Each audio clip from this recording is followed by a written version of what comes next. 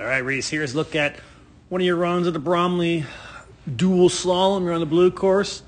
As you can, you probably remember, and you'll see right now, a little bit of an issue, but you got through it. Good save. It was a good thing you did that because you still skied well enough to end up in 6th place overall. Let's check it out.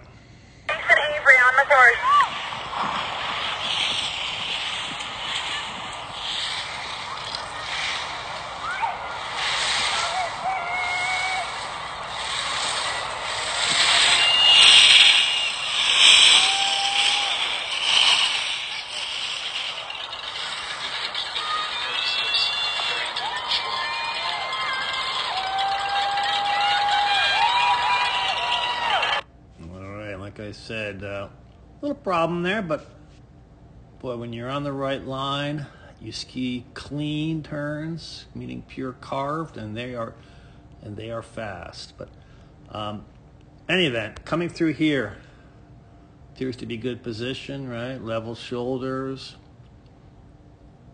finishing the turn, looks like ankle flexion, ready to pole plant. But the problem is, you pop up so much, and this is something we've been talking about a lot, you pop up so much in the transition that you're not ready for the next gate.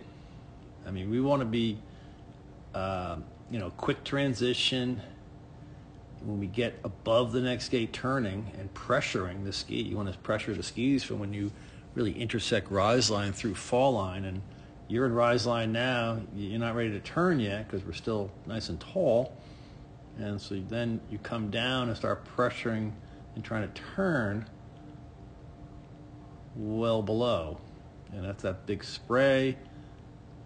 And, one of the issues with, getting late is, how do we get back online? And, if you have enough space, like in GS, sometimes we can kind of ride that low line for a while and work our way back onto line, to the proper line. But slalom, really tough. I mean, here you tried to, right now you have no real elevation, meaning, there's no space between the, really you and the panel right now, or not enough.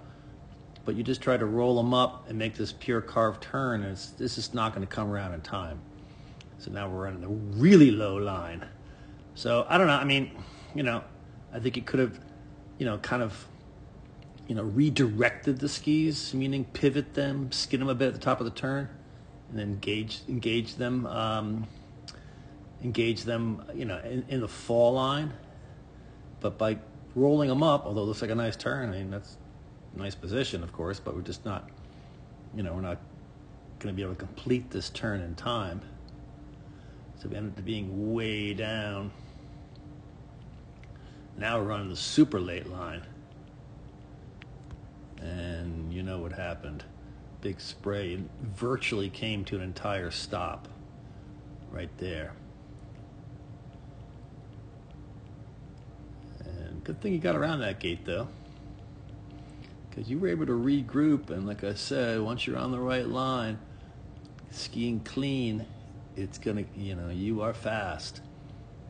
Gotta watch out. We're kind of leaning in a bit though, right? Inside hand low, no, not level there. But this vertical movement, we got to minimize that. So, the transition, great looking finish to the turn there, right? So we're looking to get our skis from one side of us to the other through this transition, right? They have to come under us, but you stand up to let them under you. We have to absorb it, if you want to call it that, but use flexion, not extension. You're extending.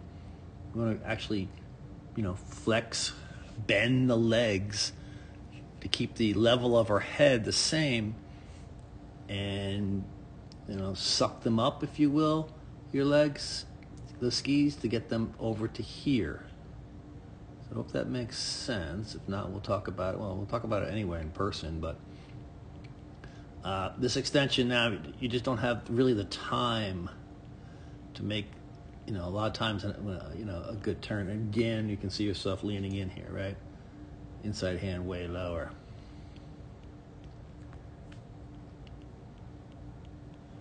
Good job on this fall away. It's not easy. Good pole plant. Again, too much vertical extension, but you make a great turn. It's clean, it's carved, it's fast.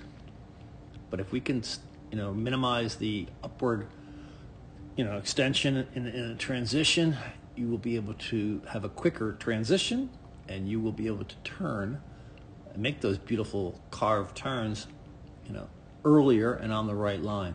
The tuck, I know everyone wants to tuck. They think it's going to make, a big difference in the world, but this made no difference whatsoever.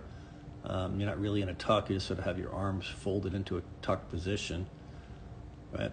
But here, because this is a big turn, right? A lot of kids try to tuck this, and then they chuck them sideways right here. You were smart enough not to get into a low tuck. But here we should be in a low tuck. Now it's a straight line to the finish. And it looks to me like you should have been going straight there and close to the blue on the right-hand side of the finish line. But instead, you made this turn back that way, and edging slows us down. And you're going to have to now turn a little bit going this way. And clearly that's not a aerodynamic tuck down there. We're just sort of standing up to the finish line. So we got to do one or two things: skate hard or tuck, depending on the situation. If we're, going fast enough and we can't skate, then we tuck. If we're going slow enough and we can generate speed through skating, then we skate. But we got to look at the finish area and know where the straight line is to the finish, because flat skis are faster skis. So let's keep that in mind. But in any event, you salvaged the day with a great save up above. Let's minimize the upward motion in the transition. Think retraction, not extension, and that will help out.